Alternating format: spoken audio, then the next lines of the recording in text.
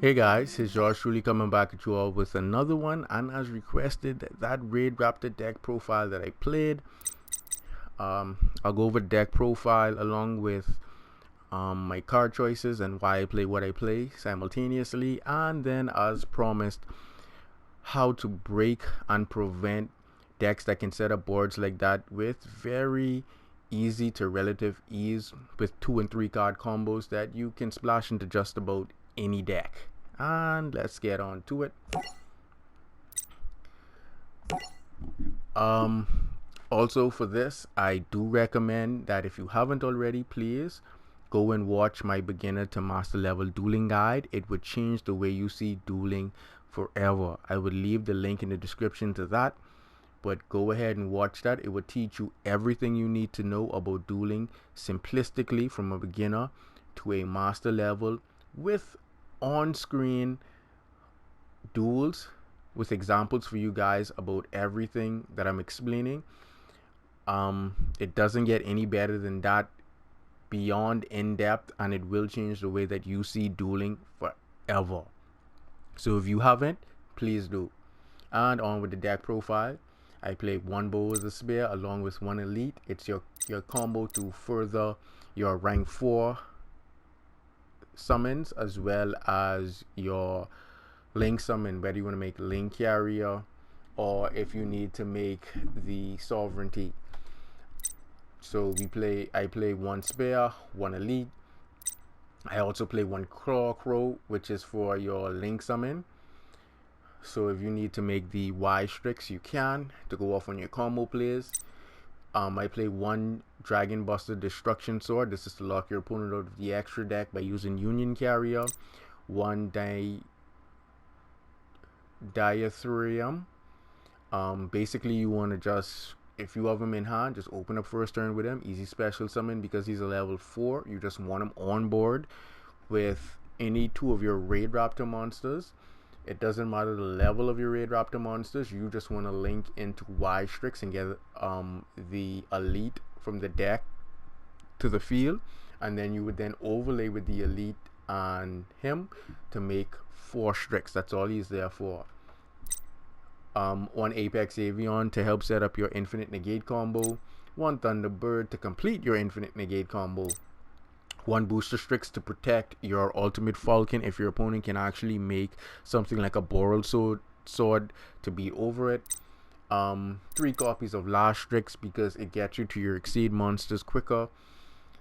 2 copies of Mimicry Lanius because Mimicry Lanius cannot special summon itself. It has no special summon effect. So we only play 2 copies of it, and it's much better in the graveyard, being able to banish itself and get you another Raidraptor card from your deck to your hand. We play 1 Pain Lanius because it can special summon itself. The same thing with Singing. I only play 1 copy because it can special summon itself, which helps set up to be able to make that infinite negate board.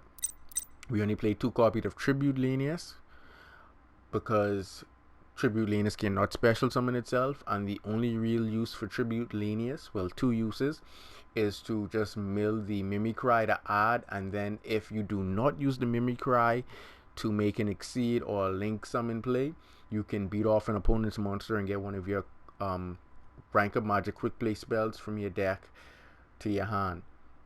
I play 3 copies of Vanishing Lanius because the deck revolves around getting out your monsters to the field to be able to establish that board. And it's of the utmost importance that you do.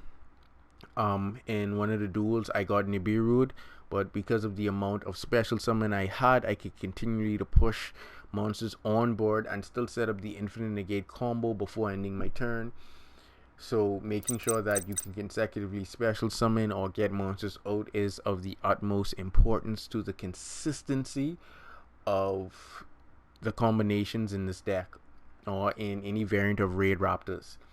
1 Summon a Monk so that we can get out the Vanishing Lanius for another special summon if you have another Raidraptor in hand, depending on what it is. Or for the Tribute Lanius so you can, like I said, mill the Mimicry and then add. And if you have the Claw Crow in hand, you could special summon it, and then you would just link summon using the Claw Crow and the Raidraptor that you have on board, get your elite, and then overlay with Monk and elite, and well, you guys have already seen it. One copy of a Law of Darkness, because we run 21 monsters and 18 of those 21 monsters are dark, so a law is going to be live. It's just going to be another draw too. If you have an additional copy of your Mimicry, your Tribute Lanius, or your Lastrix, you really want to banish off this effect, because Lastrix can only special summon when a Raidraptor actually during the damage step. He can only special summon then. Mimicry cannot special summon, nor Tribute Lanius cannot special summon. You really don't want to banish your Booster Strix if you don't have to, because you would want it as protection. So you would aim to banish one of these three right there with your Law of Darkness, just to get access into, you know, maybe a copy of Cattle Call or your rank up magics. Then I play 2 copies of Cattle Call. Some people say or would disagree and would say I should play Swallow's Nest, which I would always disagree. But like I always tell people, at the end of it all, play what works for you. I understand Raidraptors. I play the hell out of Raidraptors. I love Raidraptors. It's one of my favorite archetypes in the game, and if I'm gonna play a Raidraptor deck, I'm gonna play it to its utmost efficiency. And the reason why I'm playing Cattle Call, because it gets me to my Exceed monsters faster, as well as it's a better Lastrix. Lastrix, when you use its effect, you can't deal battle damage. With Cattle Call, when I go off, you're gonna take every single thing I have to throw at you, both battle and effect damage, to try to out you in one turn. So Cattle Call, it's excellent. So when I play a single Raidraptor, if my opponent wanted to bottomless or compulsory, I can just Cattle Call and go straight into my Raidraptor Exceed, and then immediately rank up through one of my rank up magics. And I will show you my rank up magic choices. One of those choices, there's no Raidraptor play on the face of the planet that I've seen playing this card. So I know for sure that my build is unique and one of a kind in its own way, in terms of the way that it actually ranks up. I play 1 Foolish, that's just to dump the Mimicry if I don't have access to Tribute into the graveyard. Once I get Mimicry into the graveyard, we all know what happens from there. You simple add, you're 1 for 1. This is just in case, along with Twin Twisters, that you do pick up the elite in hand, you can dump it into the grave. You're 1 for 1 to get you your Lastrix to go into your plays. If you don't need the Lastrix summon, you can just bring out the Pain Lanius, so you can have another monster just to link with. 1 Nest, self-explanatory. We all know that's for you to add and recover from your graveyard. Then I play 3 copies of Revolution Force, because Raidraptors is a speed-based Exceed deck. It was made to rank up rapidly and assault your opponent. That is Raidraptors. The only reason I did not play Revolution Force back in the original Legacy of the Duelist with Raidraptors is due to the inconsistency in the rank up engine. The rank up engine went 3, which no one really plays the rank 3 because it isn't worth it. You usually went 4, 6, 8, 10. What happens is from 4 to 6, you cannot rank up by 1 anymore. So let's say you were playing Revolution Force at the time, you would go from 4 to 5, 5 to 6, and anything your opponent does to your rank 6, it has to eat it, meaning you can't do nothing in response unless you have like a counter card set or something like that. So you can't immediately rank up once you hit 6. You cannot rank up by 1 anymore once you hit 6. Because the Arsenal Falcon is now accessible, you can now go from 4, 5, 6, 7 straight to 8. So it gives you that responsiveness to be able to rank up in response to the activation of any of your opponent's effects that would target your Raidraptor monsters.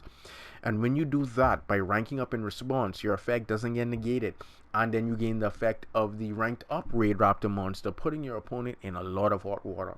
So your Revolution Force, whenever you go off your Lastrix or your Cattle Call, to immediately rank up to avoid your opponent's effects that would then target or try to remove your Raidraptors from the field and send them elsewhere, whether it's banishing back to the deck or back to the hand. Also, Revolution Force is also excellent during the battle phase. Like I said, being able to rank up immediately into the following Raidraptor, which you guys would have seen in the duel, being able to assault the opponent multiple times. Also, the next best effect, and this is why the 7 is so important, because you do have decks that make a decent amount of rank 6 plays. What Revolution Force does during the opponent's turn is if they control an exceed monster with no materials, you can take control of it, then rank it up to one Raidraptor monster that's one rank higher than that. So you'd be able to go into 7s off your opponent's 6s and every other Raidraptor rank, depending on what monster it is you took control of, straight up to 9. Once your opponent has up to a rank, sorry, even a rank even a rank 11 monster, if it loses its material, you can rank it up straight to your Final Fortress Falcon. Only if they have only because Raidraptors do not have a rank 11. That's the only place in there the inconsistency breaks, is for a rank 11. You'd be able to take control of an opponent's exceed monster that's one rank lower and make your rank 4s with 3s, 4s, 5, 6, 7, 8. Oh, also they don't have a 9. Sorry, they don't have a 9 and they don't have an 11 as yet. But you can go straight up from 3, 4, 5, 6, 7, 8, 10, and then 12 from any monster, exceed monster your opponent controls that doesn't have a material during that turn, to that one Raidraptor that is one rank higher. And for an example, Silent Honor Arc, when it uses its effect to detach 2 materials to take control of one of your special summoned Raidraptors, you can activate Revolution Force in response, take control of the 101, and then rank it up to a Blaze Falcon or a Stranger Falcon. And because the 101 is no longer on the field during the resolution or resolvement of its effect, it cannot take the special summoned Raidraptor. So those are the 3 uses of your Revolution Force: to be responsive during your opponent's card effects on their summon, as well as to multi-assault during the battle phase, and to take control of an opponent's monster and rank it up to one of your Raidraptors. So even if you open up with a handful of rank up magics and your opponent summons an exceed monster and detaches its materials, you can activate Revolution Force, and next thing you know, you're playing Raptors. That is why I play 3 Revolution Force. I play 3 Skip Force because it's excellent at skipping ranks to getting to where you need, as well as reviving your Raidraptor exceed monsters from the graveyard. Even though they come back with no exceed materials, that is not an issue. I'm going to show you the rank of magic that solves that same issue, that when they come back with off a Skip Force's effect. But I play Skip Force, playing 3 Skip Force. Most players play it. They even play Astral Force. I don't really prefer Astral Force because it doesn't revive, and even though it can save you from decking out, if you intend to have your deck milled to the point where you could potentially deck out, that means you're probably in a duel that lasted 4 more turns, and that is not what you want. You want to OTK your opponent as quick as possible. The less turns you give your opponent to play Yu-Gi-Oh, the better. And that is why it's so important to watch my beginner to master level dueling guide. I can't stretch this enough. So if you haven't, please do. I will leave the link in the description for that. I will leave the link for that in the description below. I play 1 Soul Shave Force to make Infinity. I want the Cyber Dragon Infinity to be able to back up my Infinite Negate if my opponent were to chain to Apex Avion's effect to negate. I want the Cyber Dragon Infinity to be able to act responsively to that, to keep the Infinite Negate going, just in case my opponent was to or were to chain to the Apex Avion's effect. That's why I play 1 Soul Shave Force. Easy accessible through Wise Tricks. I play 3 copies of the Phantom Knights Rank Up Magic launch. There's no Raidraptor play on the face of God's green earth that's playing this besides me that I know of. I haven't seen none. And this is the key card in a lot of your combinations, and allowing you to stay aggressive as well as responsive during the duels. Like I said, with your Last Tricks and your Calcall, When you bring your and also skip force, when your Raidraptor Exceed monsters hit the field, they will have no overlay material. What it does is allow you to target it, rank it up by 1, and then equip itself to it as an overlay material, giving your new Exceed or your new ranked up Raidraptor monster 2 materials: the Exceed monster that you use as well as itself. And I'll explain to you a combo with Arsenal Falcon so that you can get out your Final Fortress Falcon as well as your Ultimate Falcon through Rank of Magic Launch effect on it. But I play 3 Rank of Magic Launch so that I can give my Raidraptors that I'm reviving with Skip Force or bringing to the field through either Cattle Call or Last Strix multiple overlay units, which is necessary for activating some of their key effects. Then I play 2 Twin Twisters. Like I said earlier, it's just really to get the elite out of the hand if you were to open with it and clear some back row play isn't that heavy in this format, but you run 2 Twin Twisters in case your opponent is playing a lot of continuous spell cards and field spells and you just want to out them, or Pendulum Scales and you just want to out them. Twin Twisters just allows you to stay responsive in that regard. Then I play 1 Red Reboot. And I know you're like, what the hell, Red Reboot? This is a drop card that you never have to set because you can activate this card from your hand by paying half your life points. And remember, Infinite Impermanence is a thing and it's going to see a lot of play. And because Infinite Impermanence can activate in response to whatever you are doing on the very first turn, and it can also activate from the hand, you would then activate Red Reboot from your hand by paying half your life points. It's going to negate the impermanence effect, set it, and allow your opponent to set another card directly from their deck, but for the rest of that turn they would be unable to activate card effects. Trap cards. They wouldn't be able to activate trap cards for the rest of that turn, meaning if they had multiple impermanence in their hand, you just shut out impermanence from stopping you from actually setting up your board, because impermanence can negate a monster effect and you may not have that effect to spare, and it could prevent you from potentially setting up the board. So Red Reboot in that regard will help you stay consistent in setting up that negate board. For the extra deck, the Infinity, like I said, it's just to back up the Infinite Gate in case my opponent chains and responds. To Arsenal Falcon, like I said, with the Rank of Magic Phantom Knights launch, what it does is you can discard the launch and get a Raidraptor monster from your deck and special summon it to the field. If you have another one in hand, you can then go for Vanishing Lanius and then special summon it from the hand, make a further Exceed play or Link play, whatever you decide. But when you make Arsenal Falcon and you have 2 or more materials, you would discard one and special summon a Raidraptor from your deck. Then you would link into Y-Strix.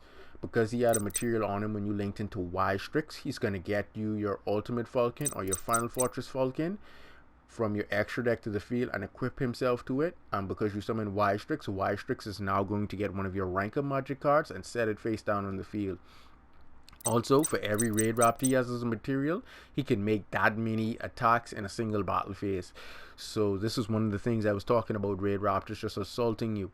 You can go from your 4 Strix and play Revolution Force and go from 4 to 5, and then you can play Revolution Force and go from 5 to 6, and then you can play your Revolution Force a third time and then go from 6 to 7. So now you would have let's say you did use 2 Raidraptor monsters to make your 4 Strix, right? You would have the 2 Raidraptor monsters as material, your 4 Strix, your whichever rank 5, whether you're using Blaze Falcon or Stranger Falcon, and you're also going to have your Revolution Falcon as material, meaning that Arsenal Falcon can attack up to 5 times during each battle phase if you ranked up like that. And if you use, let's say you were to use Skip Force and then 2 Revolution Force, then you would get 4 attacks. If the monsters you use to make 4 Strix weren't Raidraptors and just 2 4s, you would only have 4 Strix, the 5 and the 6, meaning that Arsenal Falcon would be able to attack 3 times during the battle phase. But you guys get the picture. One blade burner because we play Soldier Force. We're going to cut our life points in half, making that differential 4,000, meaning that we're going to be able to get that 3,000 attack point boost. And in those pinches, if your opponent can't put up a defense, when you attack with the Bird Blade Burner Falcon, you can detach a number of materials that are equipped to him and then destroy that many monsters on the field after he destroys a monster. So you're looking at about 3 monsters depending on how he was summoned, because someone might use like go from a rank 3 standpoint and then rank it up with Revolution Force or Raid Force and then attack and then be able to destroy 4 monsters. Three monsters with Blade Burner's effect. I play one Final Fortress Falcon.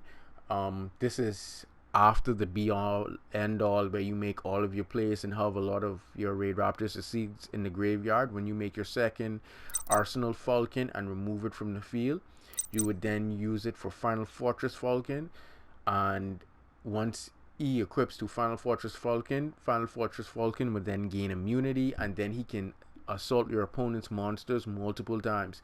And when he destroys them and just banishes another one of your Raidraptor seeds, he can even then attack directly for another 3,800.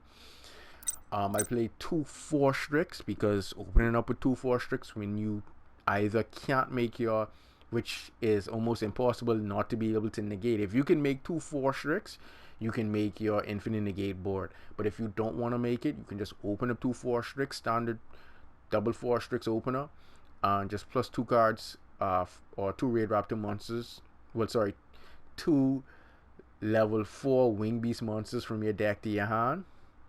And then the following turn, or during that turn, if you even have nests, that would be a plus 3. And during your following turn, when you open up, you would draw and then plus 3 again. 2 off your Force Strix and then 1 off your nest. Then I play 1 Revolution Falcon because who doesn't special summon? He can attack all special summon monsters, make all of their attack and defense 0. Also, we can pop a monster on board and burn your opponent for half their attack.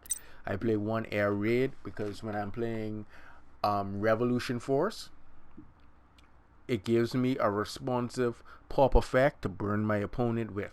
So I can rank up, make him pop an opponent's monster on board, and if my opponent tries to do something, I can then rank up again. Or when he actually is destroyed, if he's destroyed by my opponent's card and sent to the graveyard, I can then get my Revolution Falcon straight from the deck to the field and equip him to it as a material.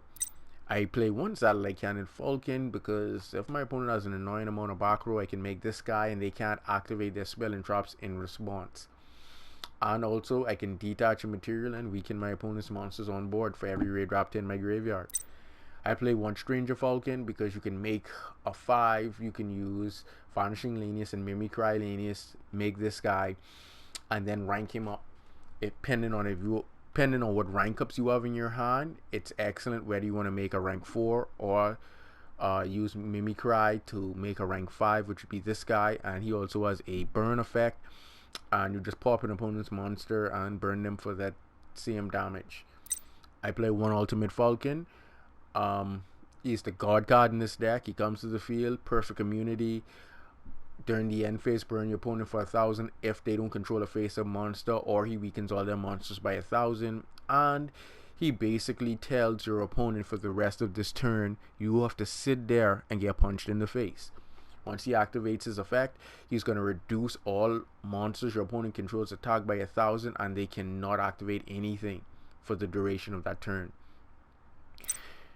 1 Wise Strix.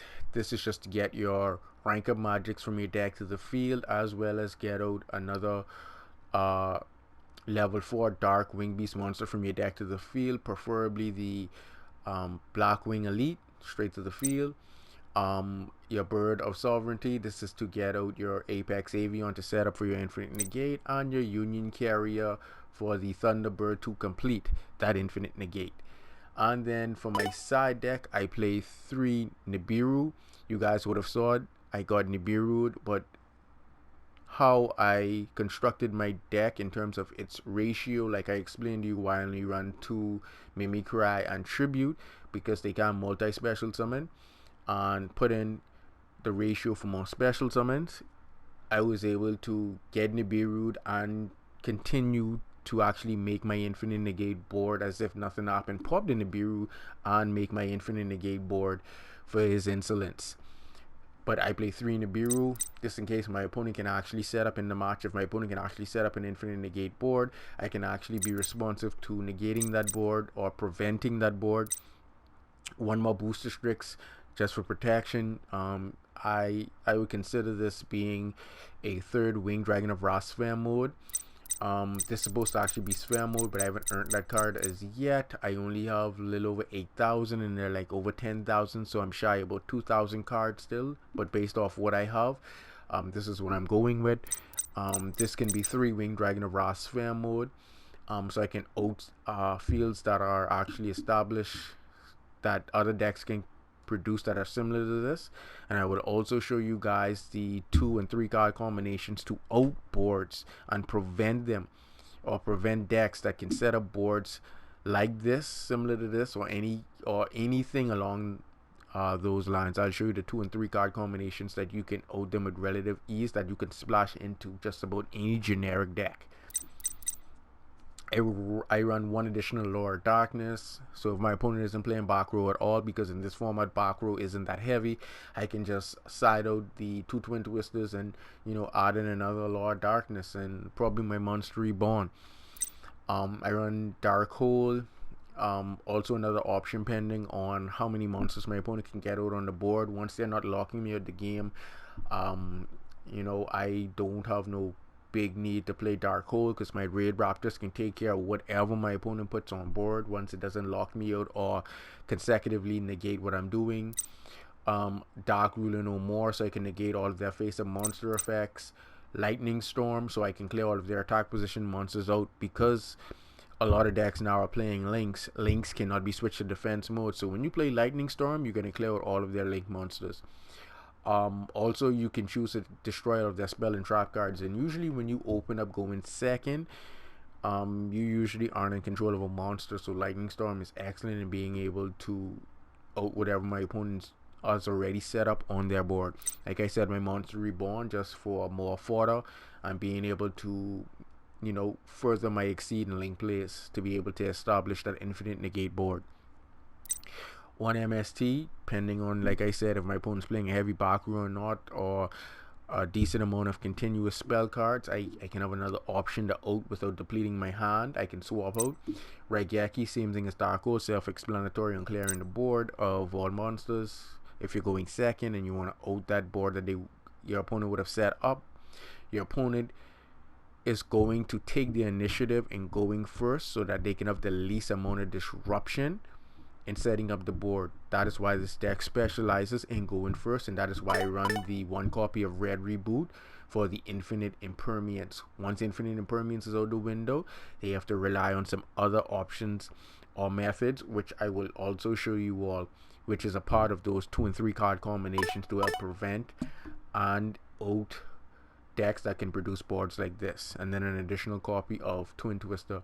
That is the entire deck profile, and that is the reason for all of my card choices, to stay efficient, consistent, and responsive no matter what my opponent's doing. Now, the tech counters, I show you guys in terms of preventing boards from being set up, and that is why I said, and this is why I can't stretch this enough, please go and watch my beginner to master level dueling guide. I will leave that link in the description below. It has everything you need to know about understanding dueling from a simplistic standpoint to a master level, with on-screen examples for you guys of everything that is Yu-Gi-Oh. And I stated this inside one of those videos for link format, even though I wasn't in link format at the time. Just being aware of what cards actually come out in new sets, it helps me be more aware of how to counter in depending on what format it is. And I said that Ash Blossom is going to be a thing, and truly it is.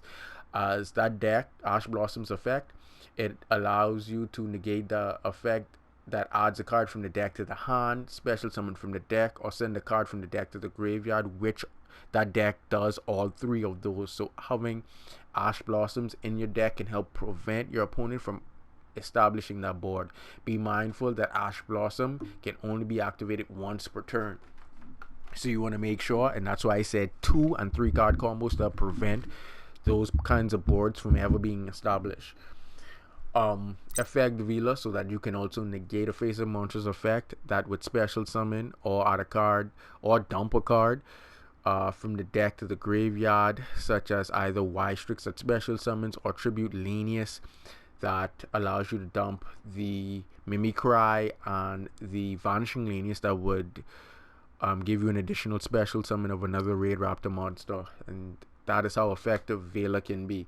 So using one of each one of these can help prevent that. Also, in prevention, we have Ghost Ogre that can activate in response to a monster effect's activation by popping that monster. Moving it from the field to the graveyard helps eliminate the probability of them being able to continually or further their exceed link plays by erasing the monster body. I said this inside my beginner to master level dueling guide for this format, and I think that I did that almost 2 years ago, so you guys can go and check it out. Like I said, I leave the link in the description for that, so you can know just how on point I am with everything Yu-Gi-Oh.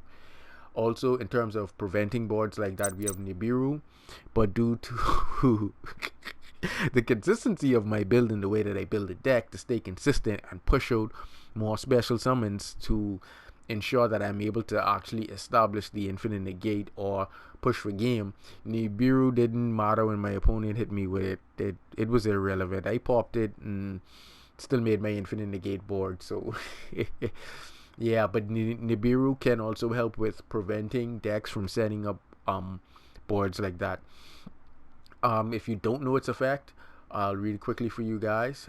During the main phase, if your opponent normals or special summons 5 or more monsters this turn, this is a quick effect. You can tribute as many face-up monsters on the field as possible, and if you do special summon this card from your hand, then special summon 1 token to your opponent's side of the field. The token's attack and defense becomes the combined original attack and defense of the tributed monsters. You can only use this effect of Nibiru, the primordial being, once per turn. Now, that effect of the token getting the combined original attack and defense of the tributed monsters reminds me of the original effect of the Winged Dragon of Ra in the anime, which is kind of cool. But he can help in preventing boards from being set up, or boards like that from being set up at the appropriate time by tributing off all of their monsters. Now, the token that may come may be stronger than the Nibiru, but you don't have to worry since it's the first turn they can attack, and hopefully you have another option or way of getting rid of that token. Also, another prevention card that you can use is this Infinite Impermanence, and this is the reason why I run the red reboot. You can activate this card if you control no cards. You can activate this card from your hand. So during the first turn when your opponent would go off, you can activate it straight from your hand, because at that point you would control no cards and just target one face-up monster they control and negate its effects. Very similar to Effect Vila. Also, I have to do another video on card positioning, because it's important. Because this card's next effect is if it was set before activation and is on the field at resolution for the rest of this turn, all of the spell and trap card effects in this column are negated. So I have to do another video for that, so you can understand where to put cards, as well as for link summoning when you're actually attempting to link summon or extra link your opponent. Now that's it for the prevention cards. Now, cards for when your opponent does establish the board, how to easily 2 and 3 card out those boards. First up, we have Fantastical Dragon Phantasme. What he actually does, he doesn't really prevent, he actually assists you with getting those prevention cards from, not prevention, sorry, gets you those cards that can out those kinds of boards during the process. We know your opponent's going to link summon, so what you would do is use Phantasme's effect. When your opponent would link summon, you can special summon him, and then you can draw cards equal to the number of link monsters your opponent controls +1. So depending on how many link monsters your opponent controls at the time, you're going to draw that many cards plus 1. So you're looking at bare minimum drawing 2 cards, and then you're going to have to shuffle 1 back. So he's like a pot of greed with a shuffle back effect. So what it does is you draw 2 cards, and then a card that's irrelevant in your hand, you're just going to put back in your deck, which allows you to potentially get access to cards that can outboards like that. Also, the rest of his effect, second part, when your opponent activates a card or effect that targets a monster or monsters you control, this is a quick effect. You can discard 1 card and negate the activation, and if you do, destroy it. So he has a protection effect built in. So when your opponent, let's say your opponent does set up that board, because Apex, Avion, that infinity would just negate his effect. So what you want to do is when they would exceed summon, you bring the Phantasme, you set up your hand so you can try to out that board. You want to make sure that your Phantasme comes in defense mode so that the infinity doesn't eat it. And then if they are able to break out an Ultimate Falcon, you won't get burned for the 1,000. Phantasme will just lose 1,000, and then you can just, if you decide to, use the Phantasme for a link summon or an exceed summon, or just depends on what deck you actually have them in. Now for the cards that you can actually use to counter, we're going to go with a 3-card combination of Kaiju and Slumber. What you want to do is, and this is another reason why I can't stress enough watching my beginner to master level dueling guide, because I explained the ratio of Kaijus to Slumber that you can incorporate in a regular deck to be able to be effective at countering setup boards. So I'll leave the link in the description below for that, so if you haven't, please do. Now you would use the Gamma Seal to out the Apex Avion. You would then special summon the Jizukiru and beat the brakes off of the Infinity, and then you would play Slumber, which would clear the field. If they have the Ultimate Falcon on board, Ultimate Falcon would be the only monster to survive this onslaught. But not to worry, during your following turn, you can banish the Interrupted Slumber, get another Kaiju, and then out the Ultimate Falcon, and you are right back in the game. And that is the 3-card out to the board. Like I said, if they don't have the Ultimate Falcon, you don't have to worry. The entire board will get erased. If they have the Ultimate Falcon, the following turn you would just add another Kaiju and out the Ultimate Falcon. Another way to out the board, 2-card style now, is the Winged Dragon of Ra Sphere mode, and any combination of Raigeki, Lightning Storm, Interrupted Kaiju Slumber, or Dark Hole.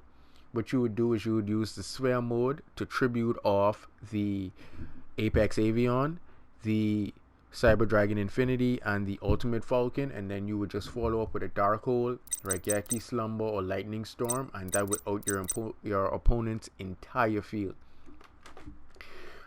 Another 2-card combo that you can use to out the entire field is the Dark Ruler No More.